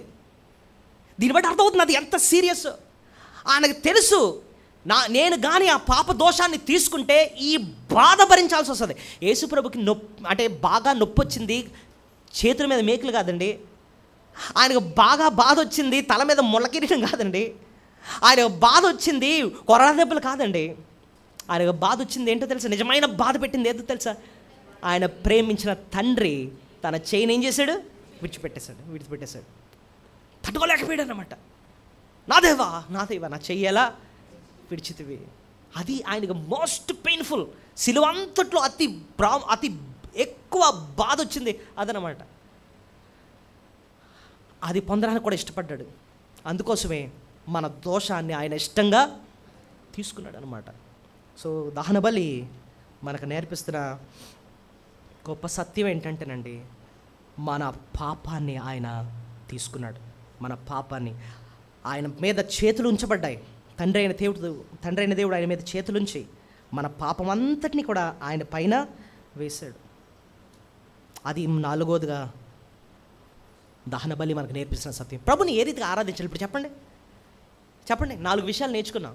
ఏంటి దహన బలి మనకు నేర్పిస్తున్న 4 సత్యాలు ఏంటి చెప్పండి. పాపం వల్ల దుర్వాసనతో బతుకుతున్న మనల్ని ఇంపైన సువాసనగా మార్చాడు. అందుబట్టే మనం దేవుని స్తుతించాలి. మనం దేవునికి ఇంపైన మనం కొట్టుకున్న సెంటు కాదు, ఆయనకి ఇంపైన సువాసన వచ్చేది. ఆయన అమూల్యమైన రక్తంతో మనల్ని కడిగి శుద్ధి చేసి దేవునికి ఇంపుగా మనల్ని చేశాడన్నమాట. 2వది కమాన్,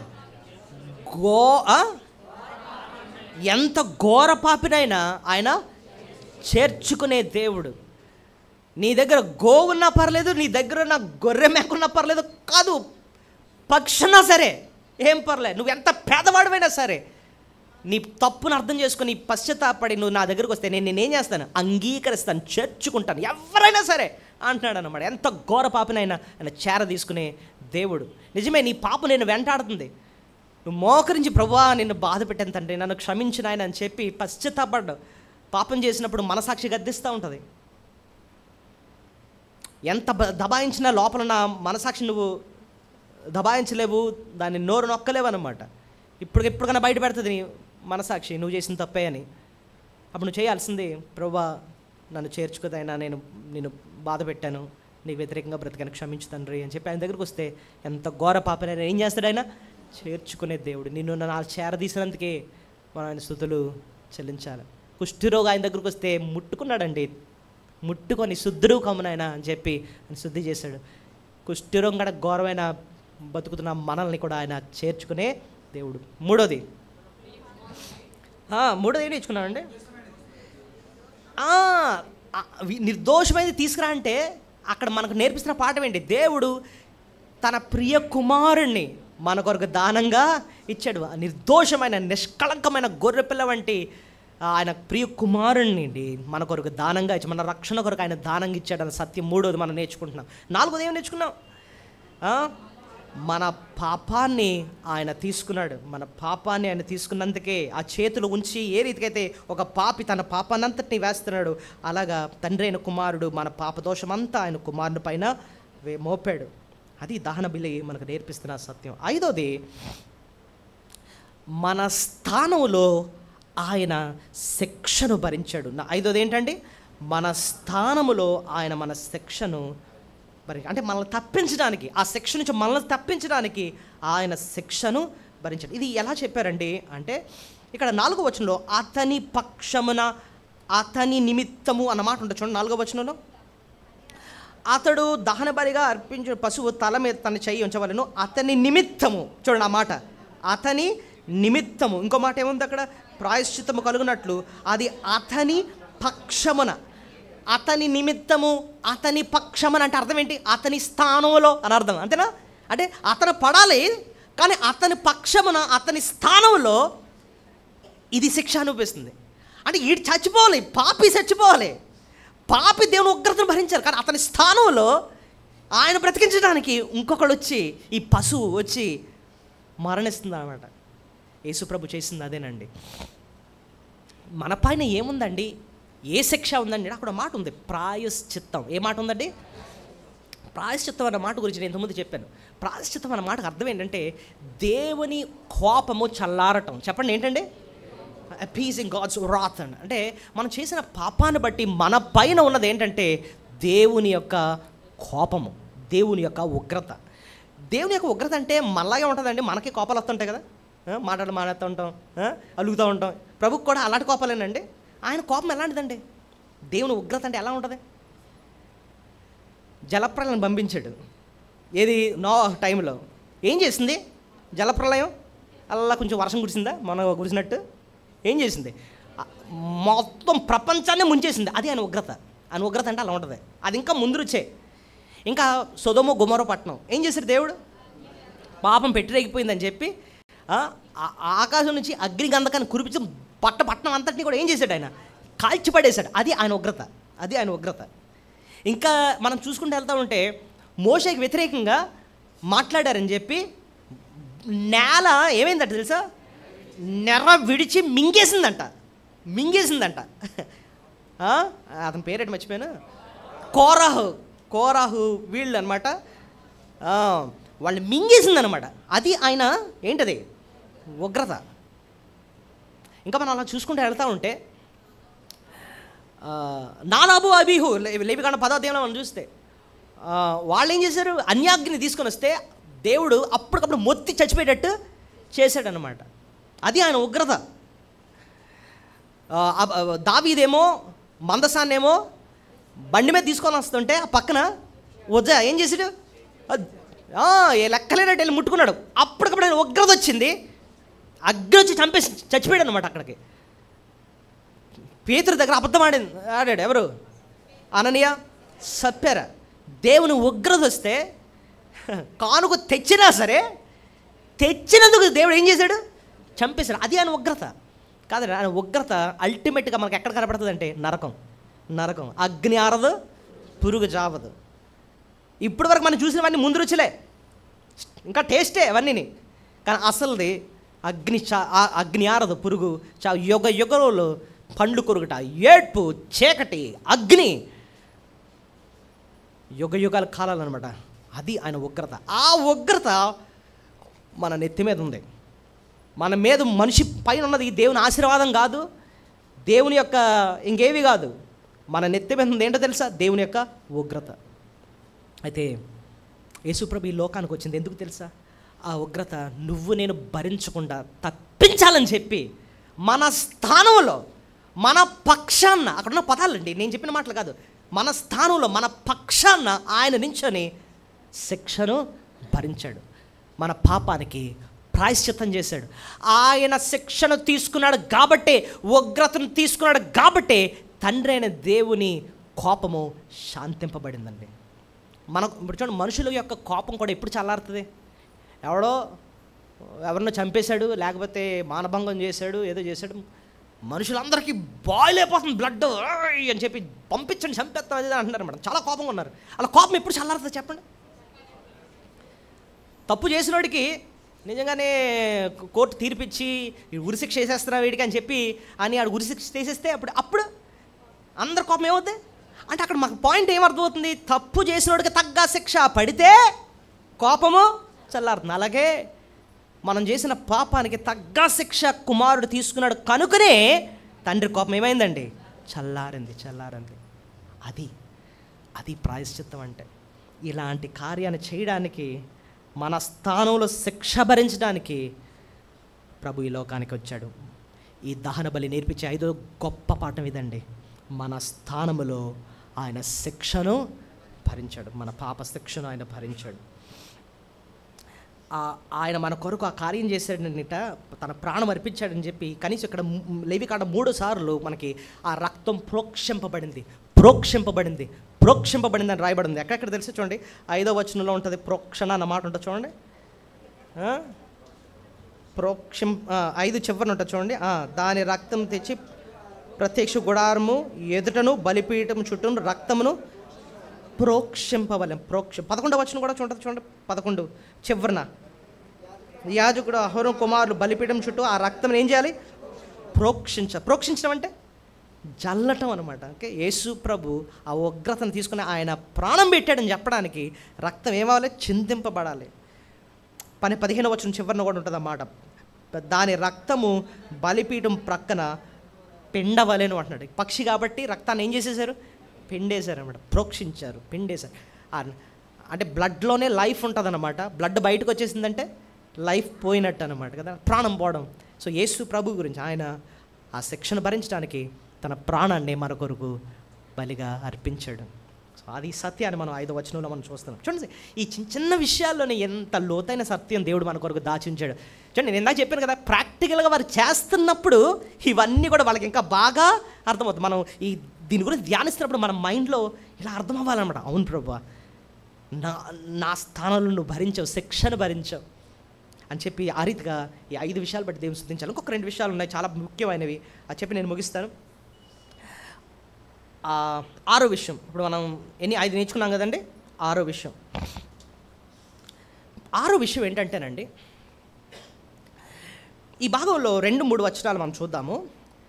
ఇక్కడ పాపి తనతో పాటు ప్రక్కనే ఉంచుకుంటున్నాడు దేన్ని? ఒక పశువుని. అది గోవు అవ్వచ్చు, గొర్రె అవ్వచ్చు, మేక అవ్వచ్చు, లేకపోతే పక్షి. ఎక్కడికి వెళ్ళినా సరే దాంతో పాటే వెళుతున్నాడు. అర్థమైంది మీకు? అంటే ఇక్కడ మనకు అర్థమవుతుంది ఏంటంటే, ఆ పశువుకి అక్కడున్న పాపికి మధ్యన ఏముంది? ఒక సంబంధం ఉంది, ఒక రిలేషన్ ఉంది, ఐక్యత ఉంది. ఇంకోటి కూడా మీరు గమనించండి, ఆ పశువుకి ఏం జరిగిందో ఆ వ్యక్తి కూడా అదే జరిగినట్టు. శిక్ష విధింపబడింది అంటే అర్థం ఏంటి? తిన మీద కూడా ఏమైనట్టు? శిక్ష విధింపబడినట్టే. సో దీనికి, ఈ పశువుకిని ఈ పాపికి మధ్యన ఏముంది? ఒక సంబంధం ఉన్నట్టు. కాబట్టి 2-3 వచనాలు చూడండి. తనతో తీసుకురావాలి, తన దగ్గర అన్నట్టుగా ఎన్నిసార్లు రాయబడి ఉంటుంది. 3వ వచనం చూడండి. నీవు ఇట్లా ఎవరైనా యెహోవాకు బలి అర్పించినప్పుడు గోవుల మందలో, గొర్రెల కానీ మేకల మందలో కానీ దాన్ని తీసుకొని రావాలి. పంపండి అంటలే, ఏమంటున్నాడు? తీసుకొని రావాలంటే అర్థం ఏంటి? దాన్ని పట్టుకొని దాంతో పాటే రావాలి. ఇంకా 3వ వచనం, అతడు దహన బలి రూపంగా అర్పించినది గోవులు ఏదైనా నిర్దోషమైన మగమైనది కానీ తీసుకొని రావాలి. మళ్ళీ 3వ వచనం ఇంకా చదవండి. తాను యెహోవా సన్నిధిని అంగీకరించినట్లు ప్రత్యక్ష గుడారం యొక్క ద్వారం దాన్ని తీసుకొని, ఎవరికో ఇచ్చి బాబు నువ్వు తీసుకెళ్ళి పంపించే అని అంటలే, నువ్వే ఏం చేయాలి? దాన్ని పట్టుకొని తీసుకొని రా. అంటే అక్కడ సీన్ ఎలాగుంటుందంటే, మనిషి ఉంటాడు, పాపం చేసిన మనిషి ఉంటాడు, ఆ పక్కనే ఆడితో పాటు పక్కనే ఉంటుంది. ఏంటిది? ఈ జంతువు, ఈ పశువు ఉంటుంది. ఈ పక్షి కానీ, గొర్రె కానీ, మేక కానీ, లేకపోతే ఈ గోవు కానీ పక్కనే ఉంటున్నారనమాట. సో అక్కడ ఐక్యత కనపడుతుంది. ఆ పశువుకిని అక్కడున్న పాపికి ఐక్యత, ఒక రిలేషన్. ఆ పశువుకి ఏం జరిగిందో అది ఆయనకి జరుగుతున్నట్టు అనమాట. దీనికి శిక్ష పడింది అంటే దాని అర్థం ఏంటి? ఆ దోషి క్షమింపబడ్డాడని అర్థం. అర్థమైంది మీకు? ఇప్పుడు చూడండి, మన భాషల్లో చెప్పాలి అంటే, ఇండియా క్రికెట్ టీం ఉందనుకోండి, అక్కడ టీం గెలిచింది అంటే మనం గెంతుతాం. ఎందుకు? వాళ్ళ విజయం మన విజయం, వాళ్ళు ఓడిపోతే మనం ఎడుతాం. ఎందుకంటే వాళ్ళ ఓటమి మన ఓటమి. అంటే ఆ టీంకి మనకి ఒక సంబంధం ఉంది, ఒక ఐక్యత ఉంది అన్నట్టుగా చెప్తున్నాం. అలాగే ఇక్కడ కూడా ఈ జంతువుకి నాకు ఒక సంబంధం ఉంది, అందుకోసం నేను తీసుకొని వస్తున్నా, దీంతో పాటే ఉంటున్నా. ఈ ఐక్యత మనకు నేర్పిస్తుంది ఏంటో తెలుసా? ఆ పశువు స్థానంలో యేసు ప్రభు ఉన్నాడు అక్కడ. యేసు ప్రభుకి మనకి, జాగ్రత్త వినండి, యేసు ప్రభుకి మనకి ఒక మధ్యలో ఏముంది తెలుసా? ఒక కనెక్షన్, ఒక ఐక్యత. ఆయనతో పాటు పాతి పెట్టబడ్డాం అంటున్నాడు, ఆయనతో పాటు మనం తిరిగి లేస్తున్నాం అన్నాడు. ఇది ఎలాగంటే జరుగుతుందంటే, ఆయనకి ఏం జరిగిందో మనకి అదే జరుగుతుంది. ఈ విషయాన్ని పౌలు భక్తుడు రోమాపత్రికలో రాస్తూ ఈ ఐక్యతను గురించి పదే నొక్కి చెప్తూ ఉంటాడనమాట. ఈ కాన్సెప్ట్ ఎక్కడి నుంచి వచ్చింది? రోమాపత్రిక 6వ అధ్యాయం దయచేసి తీయండి. రోమిలకు రాసిన పత్రిక 6వ అధ్యాయము 6వ వచనం నుంచి. రోమాపత్రిక 6వ అధ్యాయము 6వ వచనం. మనమిక పాపమునకు దాసులు కాకుండాకు పాప శరీరం నిరర్థకమవునట్లుగా మన ప్రాచీన స్వభావం ఆయనతో కూడా సిలువ వేయబడినది ఎరుగుతుంది. చూడండి ఎక్కడో మాట, ఆయనతో కూడా. పశువు ఎలాగైతే ఆ పాపితో పాటు ఎలాగైతే వస్తుందో, మనము మన గొర్రెపిల్ల అయిన యేసు ప్రభుతో పాటు వెళ్తున్నాము. ఆయన సిలువ వేయబడ్డాడు, ఆయన పాతి పెట్టబడ్డాడు. అంటే దాని అర్థం ఏంటి? మనకేం జరిగినట్టు? ఆయనతో కూడా మనం ఏమయ్యామంట? సిలువ వేయడం. అంటే ఆయన సిలువ వేసాడు అంటే అర్థం ఏంటంటే మనకు సిలువ వేసినట్టే. ఎందుకంటే మన స్థానంలో ఆయన శిక్ష భరిస్తాడు. అదే జరిగింది అంటే నెక్స్ట్ లైన్ ఇప్పుడు చూడండి, 7వ వచనం. చనిపోయిన వాడు పాప విముక్తుడని తీర్పు పొంది ఉన్నాడు. మనము క్రీస్తుతో కూడా చనిపోయిన ఎడల మృతుల్లో నుండి లేచిన క్రీస్తు ఇకను చనిపోడనియు మరణము ఇకను ఆయన మీద ప్రభుత్వము లేదనియు ఎరిగి ఆయనతో కూడా జీవించుదము అని నమ్ముచున్నాము. వా, ఇప్పుడు చూడండి, ఆ పశువుకి ఏం జరిగిందో అదే పాపికి ఎలాగైతే జరుగుతుందో, యేసు ప్రభుని గురించి ఆలోచించండి. ఆయన మరణించాడు, సమాధి చేయబడ్డాడు, తిరిగి లేచాడు. ఆయనకేం జరిగిందో అదే నీకు జరుగుతుందని నమ్ము. ఎందుకంటే నీకు ఆయనకు ఒక సంబంధం ఉంది. నువ్వు పాప శిక్ష భరించాలి కాదు, ఆయన శిక్ష భరించాడు కనుక నేను కూడా నా పాప శిక్ష కూడా విధింపబడింది అని చెప్పి నమ్ము. అంతేకాదు ఆయన సమాధి చెప్పాడు, తిరిగి లేచాడు. అదే నీకు జరుగుతుంది. ఎలాగా? నువ్వు మరణిస్తావు, ప్రభు ఎలాగైతే తిరిగి లేచాడో నువ్వు కూడా ఒకరోజు తిరిగి లేస్తావు. ఆయన ఎలాగైతే పునరుద్ధానుడై వెళ్ళి పరలోకంలో ఆయన కూర్చున్నాడో ఒకరోజు ఆయన నిన్ను కూడా లేపుతాడు. కాదు, పరలోకానికి తీసుకెళ్ళి ఆయనతో పాటు ఆయన నిన్ను కూర్చుండబెడతాడు ఆయన. ఇది ఎలాగండి మనకు జరుగుతుంది, ఎలా నమ్ముతామండి అంటే ఆయనతో మనం ఐక్యము చేయబడ్డాం. అది పాయింట్ అనమాట. అర్థమవుతుందా మీకు? ఆయనకేం జరిగిందో అదే నీకు నాకు కూడా జరుగుతుంది. సో ఈ ఆరోది ఎంత విలువైన పాయింట్ అంటేనండి, మీరు నమ్మాల్సింది, మీరు ఒప్పుకోవాల్సింది ఏంటంటే నేను ప్రభుతో ఐక్యము చేయబడ్డాను. సో దహన బలి నీకు నాకు నేర్పిస్తుంది ఏంటంటే నేను ప్రభుతో ఏం చేయబడ్డాను? ఐక్యము చేయబడ్డాను. ఆయన శిక్ష ఆయన పైన శిక్ష పడిందంటే నా మీద శిక్ష పడినట్టే. ఆయన మరణించాడంటే నేను మరణించినట్టే. ఆయన తిరిగి లేచాడంటే నేను లేచినట్టే. ఆయన పరలోకంకి వెళ్ళాడంటే నేను కూడా పరలోకానికి వెళ్ళినట్టే. ఆయన తండ్రి కుడిపార్శ్వన కూర్చున్నాడంటే ఒకరోజు నేను వెళ్తాను, ఆయనతో పాటు పరలోకంలో కూర్చుంటాను. ఆ రీతిగా జరిగింది అని చెప్పి నమ్ముతునే విశ్వాసంతో మనం దేవుని మన స్తుతులు చెల్లించాలి. ఎఫెసీ పత్రిక 2వ అధ్యాయంలో ఆయనతో పాటు కూర్చుండబెడతాడు అని రాసలేదు. ఏమని రాస్తుంది తెలుసు? అక్కడ కూర్చుండబెట్టెను అంటాడు. ఎంతో విశ్వాసంతో అంటాడు. చూడండి ఆ మాట చూడండి. ఎఫెసీ పత్రిక 2వ అధ్యాయము 6వ వచనం. క్రీస్తు యేసునందు ఆయన మనకు చేసిన ఉపకారం ద్వారా అత్యధికమైన తన కృపా మహదైసును బట్టి రాబో యుగములో కనపరిచిన నిమిత్తం క్రీస్తు యేసునందు మనలను ఆయనతో కూడా లేపి, చూడండి అక్కడున్న మాట కూడా ఆయనతో కూడా, ఆ మాట చాలా ఇంపార్టెంట్, గుర్తుపెట్టుకోండి. ఆయనతో కూడా లేపి పరలోకమందు ఆయనతో కూడా కూర్చుండబెట్టెను. బెడతాడు అంటున్నాడు, బెట్టెను అంద. ఎలా చెప్పేశారు? ఆయన కూర్చున్నాడంటే మనం కూర్చున్నట్టే. అది ఎప్పుడు రియాలిటీ ఎప్పుడు చూస్తామండి అని అంటే ఎప్పుడు చూస్తాం? ఇక్కడ కళ్ళు మోస్తాం, పరలోకంలో కళ్ళు తెరిచి ఒప్పుకుంటాం. అవును ఆయన సత్యం అని కళ్ళారా చూసి ఒప్పుకుంటాం అనమాట పరలోకంలో. కానీ మనం ఈ టైంలో మనం స్తుతించాల్సింది ఎలా తెలుసా? దేవా, క్రీస్తుతో నన్ను ఐక్యం చేసావు. ఆయనకి ఏం జరిగిందో అదంతా నాకు జరిగిపోయింది నాయన. ఆయన మరణించాడు, నేను మరణించినట్టే. ఆయన సమాధి చేయబడ్డాడు, నేను సమాధి చేయబడినట్టే. నా పాప శిక్ష అంతా ఆయన భరించాడు, నా శిక్ష అంతా పోయినట్టే. ఆయన తిరిగి లేచాడు, నేను తిరిగి లేచినట్టే. ఆయన పునరుద్ధానుడి పరలోకానికి వెళ్ళాడు, నేను వెళ్ళినట్టే. ఇంకా ఆయనతో కూడా ఉన్నాను, ఆయనతో ఐక్యం చేయబడ్డాను. ఒక పశువుకి ఆ పాపికి ఎలాగైతే ఆ సంబంధం ఉందో ఆ సంబంధం ఐక్యత నాకు ఇచ్చినందుకే ప్రభుతో. అందుబట్టి నీకు స్తోత్రం. ఈ లోకంలో కూడా ఆయన ఎక్కడికి వెళ్ళాడు, నువ్వు ఎక్కడికి వెళ్ళినా ఆయన నీతోనే ఉన్నాడు. ఎందుకంటే ఆయనతో పాటు నువ్వు ఐక్యం చేయబడ్డావు. అందుకోసం ప్రభు పదే అంటున్నాడు, నువ్వు ఒంటరివి కాదు, నువ్వు అనాదివి కాదు, నేను ఎల్లప్పుడు నీతో కూడా ఉన్నాను. నీ ప్రతి సమయంలో నువ్వు ఎక్కడున్నా సరే గుర్తుపెట్టుకో, ఆయనతో ఐక్యం చేయబడ్డావు అంటే నీ కష్టాలు ఏంటి, నీ నష్టాలు ఏంటి, నీ బాధలు, నీ ఇబ్బందులు ఏంటి, నీ ప్రయాణాల్లో ఏంటి, ప్రతి సమయంలో కూడా ఆయన నీకు తోడుగానే ఉన్నాడు. ఎందుకంటే ఆయనతో నువ్వు ఐక్యము చేయబడ్డావు అన్నమాట. There is never a time you are away from the Lord. ఏ ఒక్క సమయం కూడా లేదు ఆయనకు దూరంగా ఉన్నట్టు. ప్రతి సమయం ఆయన నీకు ఎల్లప్పుడూ నీకు తోడుగా ఉన్నాడు. అందుకు నిత్య జీవం అంటే అదేనండి, నిత్యము దేవునితో కలిసి జీవించే జీవితం. నిన్న దీనమ్మ గారు జ్ఞాపకార్థ కూడికలో ఆఖరి పాయింట్ అదే చెప్పాను. ప్రభు మనకి ఇచ్చింది ఏంటో తెలుసా? నిత్య జీవం, నిత్యము ఆయనతో కలిసి జీవించే జీవితం. అదండి అది. మనం ఈ లోకంలో ఉన్నంతకాలం దేవుడు మనకు తోడుకుంటాడు, కృపా క్షేమాలు మన వెంట ఉంటాయి. మరణిస్తే మనం ఆయనతో ఉంటాం, అంతేకాని ఎవరు ఆయన నుండి మనం వేరు చేయలేరు. అది పాయింట్. అదే ఇక్కడ మనం చూస్తాం, క్రీస్తులో ఐక్యము చేయబడ్డాం. అదే సత్యాన్ని వేరే వేరే పదాలతో చెప్తున్నారన్నమాట. ఆఖరిగా ఇంకొక మాట ఈ దహన బలి ద్వారా మనం నేర్పిస్తున్న మాట ఏంటంటే ప్రభు మనల్ని సంపూర్తిగా క్షమించాడు ఆయన. ఆఖరి పాయింట్, ఈ బలి అర్పణ, దహన బలి మనకు నేర్పిస్తుంది ఏంటంటే దహన బలి. చెప్పండి అన్నమాట, దహన బలి. అది మనకు నేర్పిస్తుంది ఏంటో తెలుసా? ఆఖరిది, దేవుడు మన పాపాన్ని పూర్తిగా క్షమించేసి. పూర్తిగా అంటే అర్థం ఏంటి? ఇంకా మళ్ళీ ఆ పాపాన్ని ఇంకా జ్ఞాపకము చేసుకుంటాం. ఎలా చెప్పారండి అంటే దహన బలిలో ఉన్న ప్రత్యేకత ఏంటంటే ఆ పాపి తీసుకొచ్చిన ఆ జంతువుని పూర్తిగా దహించేయాలి, పూర్తిగా దహించాలన్నమాట. చెప్పండి అన్నమాట. ఎక్కడ రాసిందండి అని అంటే మీరే చూడండి, 9వ వచనం, 13వ వచనం, 17వ వచనంలో 3 చోట్ల ఉంటుంది లేవికాండంలోనే. 9వ వచనం చూడండి, అది యెహోవాకు ఇంపైన సువాసనగా దహన బలి ఉన్నట్లు యాజకుడు దానినంతయు బలిపీఠం మీద దహింపవలెను.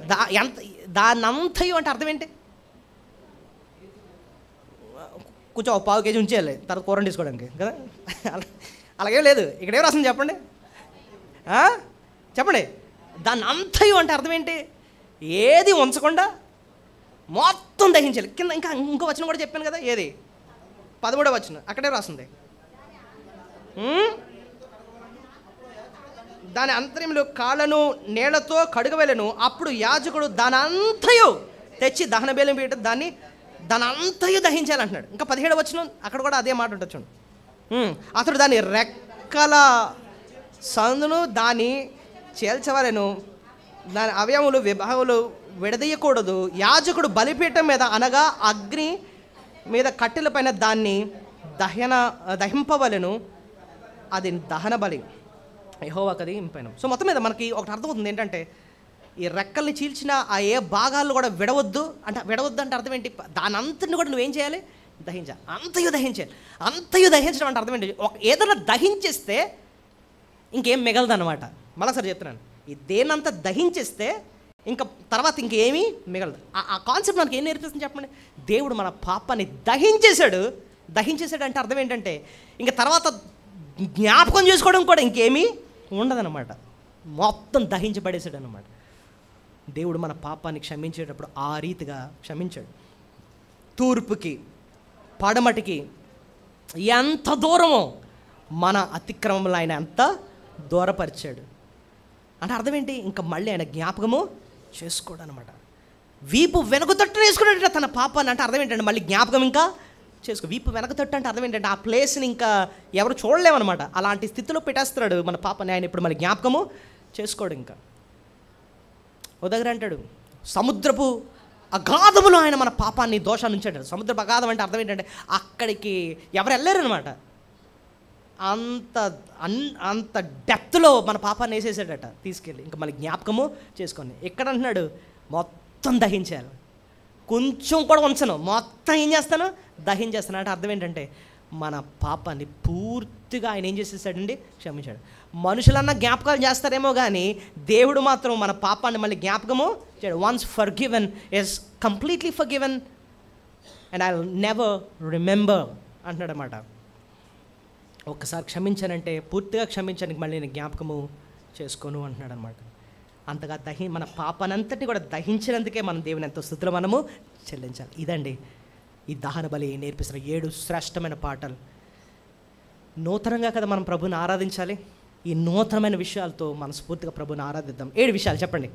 మొదటిది, పాపం వల్ల దుర్వాసనతో ఉన్న మనల్ని, దుర్గంధంతో ఉన్న మనల్ని ఆయన పరిమళ వాసనగా, ఇంపైన సువాసనగా మనం చేసినందుకు ఆయన స్తుతులు చెల్లించాలి. మొదటిది. రెండోది, ఎంత ఘోర పాపనైనా ఆయన చేర్చుకునే దేవుడు. అది రెండో పాఠం మనం నేర్చుకున్నాం. మూడోది, ఆయన నిర్దోషమైన తన కుమారుణ్ణి మన కొరకు దానంగా ఇచ్చాడు. ఎందుకంటే నువ్వంటే నేనంటే ఎంతో ప్రేమ కాబట్టి మన రక్షణ కొరకు ఆయన దానంగా ఇచ్చాడు.